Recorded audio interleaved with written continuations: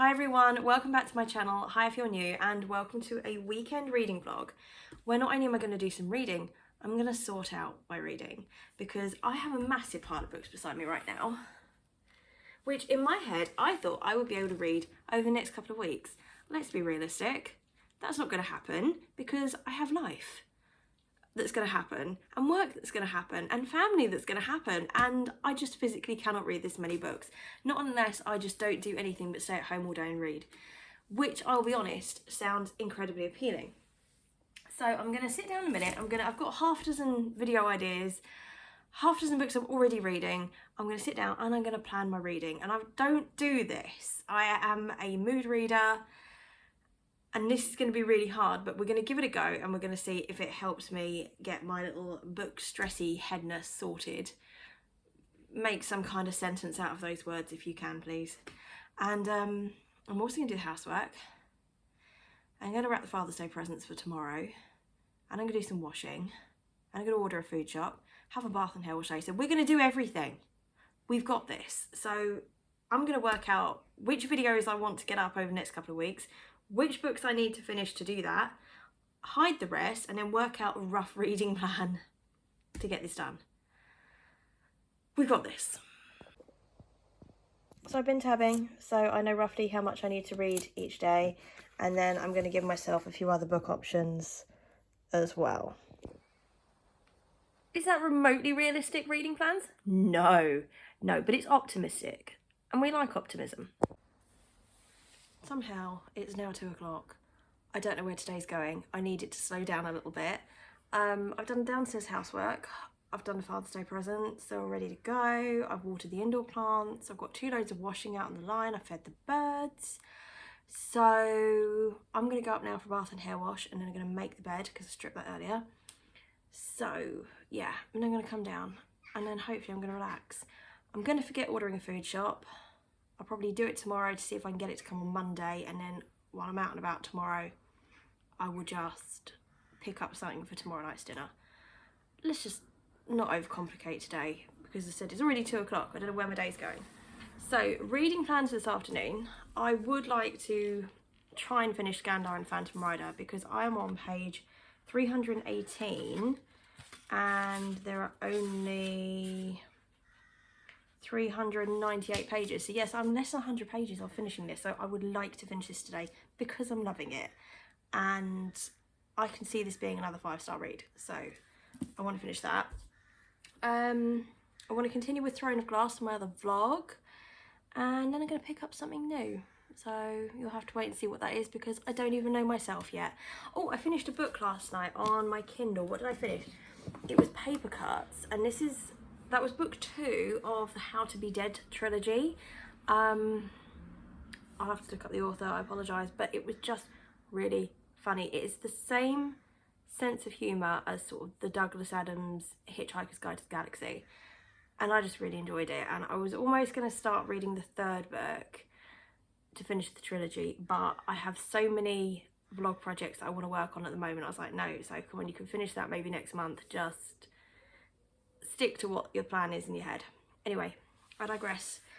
I'm going to get for a bath. I'll see you shortly.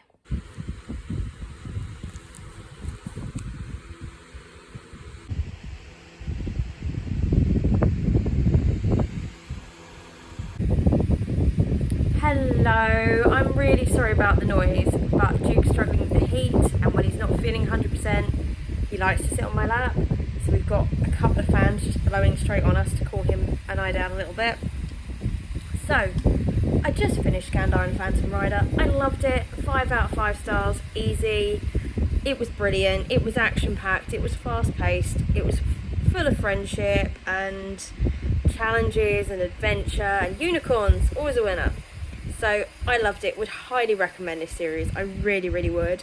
And the way it's been left, I'm really hopeful we're going to have a 3rd, if not a whole massive series of this awesome unicorn adventure. So, what to read next? I did say this year I wanted to read some of my Stephen King books, and then I got another one out of the library. I got Fairy Tale out of the library, and it's huge. So what I've done is I've worked out how many more days I've got the book out of the library, so I don't have to renew it, fingers crossed. And for the next week I've worked out sort of how much I need to get read a day. It's only about 30 odd pages a day. So I'm going to sit and I'm going to read the first section of this that I've sort of like tabbed out. I don't know an awful lot about this.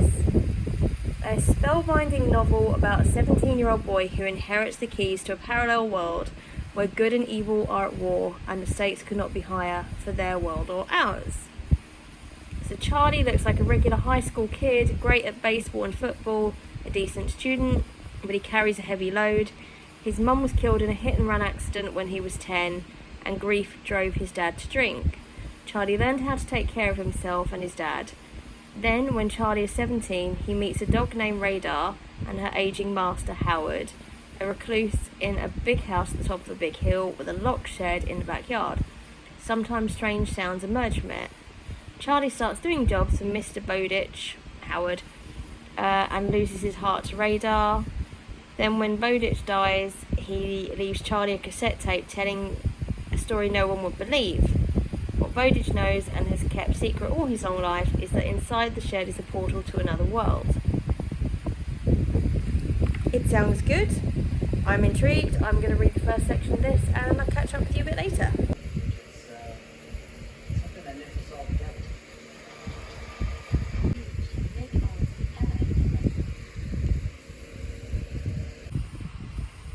So it's quite a bit late now, I've had dinner and everything, but obviously I read the first however many pages of Fairy Tale, met sort of the main characters briefly, found out how his mum died, what happened with his dad, sort of the drinking, job loss kind of thing. So we've had like a basic introduction, we've met the older guy and the dog, but that's where I've stopped it for the night. I have continued with Throne of Glass, my other vlog, and I made real good headway in this tonight. But I am getting a bit tired now. So if I do continue reading, I'll let you know. Otherwise, we shall catch up tomorrow. So it's about 8:30. I am going to pick up one more book. I'm going to start Sea of Tranquility by Emily St. John Mandel. I've heard amazing things about this author, but I've never read anything by them. This book, however, has been a bit divisive, which is why I wanted to read it. And it's sci-fi, and it's a genre that I don't read very often, so I'm intrigued. So it says, and bear with me, it's a long blurb here, okay? In 1912, 18-year-old Edwin St. Andrew crosses the Atlantic, exiled from English polite society. In British Columbia, he enters the forest, spellbound by the beauty of the Canadian wilderness, and for a split second, all is darkness. The notes of a violin echoing unnaturally through the air. The experience shocks him to his core. 2 centuries later, Olive Llewellyn, a famous writer, is travelling all over Earth, far away from her home in the Second Moon Colony. Within the text of Olive's best-selling novel lies a strange passage. A man plays his violin for change in an echoing corridor of an airship terminal as the trees of a forest rise around him. When Gaspard Jacques Roberts, a detective in the black-skied night city, is hired to investigate an anomaly in time, he uncovers a series of lives upended. The son of an English aristocrat driven to madness, a writer trapped far from home as a pandemic ravages Earth, and a childhood friend from the night city who, like Gaspard himself, has glimpsed the chance to do something extraordinary that will disrupt the timeline of the universe. It says it's a novel that investigates the idea of parallel worlds and possibilities and plays with the very line along which time should run. To me, that sounds really good. So let's go for it. Hey, so it's now 1 o'clock on Sunday afternoon. I have visited my dad, I've visited my granddad. They've had their presents for the day. I'm half gone to work, so it's just Duke and I now. I've opened the house up. We've got food shop being delivered in a couple of hours' time. I'm gonna chill. I'm gonna ignore the massive 8-legged concern above the stairs at the moment. I've given them an ultimatum. I'm not gonna hoover them up or anything. as long as they go by the next time I go up the stairs. So hopefully that situation will right itself. But yeah, when I'm ready to do some reading, I'll catch up with you again. He's actually a giant house spider, and I care not for him. And of course, he's above the stairs, so he potentially could just fall down any minute. Do you know where I'm going? So this is the situation we find ourselves in. Yeah, you. When somebody's hot and the answer is cuddles. Yeah, I love you too. Which is why we've got to have a fan blowing on us, because somebody needs all the big attentions. It's Sunday afternoon. For the rest of the afternoon, I'm going to crack on with Sea of Tranquility. I read about the first 20 pages of this yesterday. Thoroughly enjoyed what I've read so far. I like the writing style. Very descriptive, but not descriptive of the point of irritation like Stephen King, where you're just like, right, I get it, just move on, let's have some plot. But it's enough for you to sort of picture what they're talking about, which I like. We found out why Edwin got exiled, and that is basically at a dinner party he shared his views regarding countries bothering countries that maybe they shouldn't interfere with and should just let people crack on, which upset his parents, and he started his travels. That's about the best I can tell you. He's in Canada at the moment, and so far so good. So I'm going to crack on.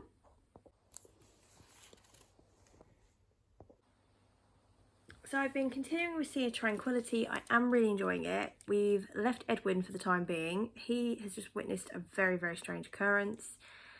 That was back in 1912.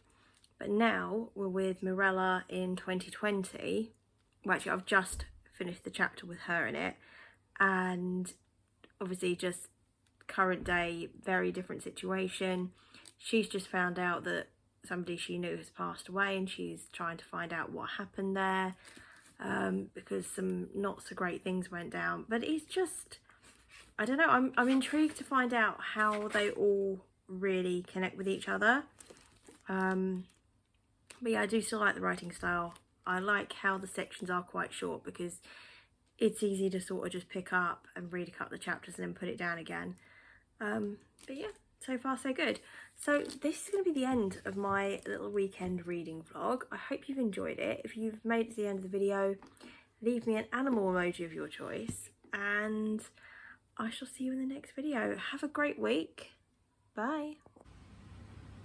So it just occurred to me, I didn't go over a couple of things, or I didn't revisit a couple of things that I mentioned, and I get, you know, when you watch someone's vlog and you're just like, well, they said this and they did this, and then what happened with this? I thought, you know what, boring life stuff, I'm gonna go through it.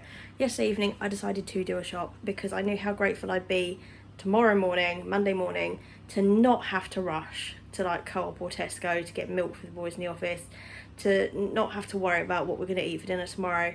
It's all sorted, and I have a full fridge, so I'm happy. The 8-legged concern is the other bit. So he listened to my ultimatum, and as I was going up the stairs earlier, he was coming down the stairs, which did make me turn around quite quickly and run down the stairs faster than he did. But the fact is, I can't see him now. He's gone. I'm telling myself he's gone out of an open window or door. Realistically, he's probably like under the sofa that I'm going to sit on all evening. But if I can't see him, I don't mind. So it's fine. So yeah, so now shall we end the vlog? If you haven't had enough Duke content, here's my little man, and I'll see you on the next one. Hey, you gonna do a big smile for your fans?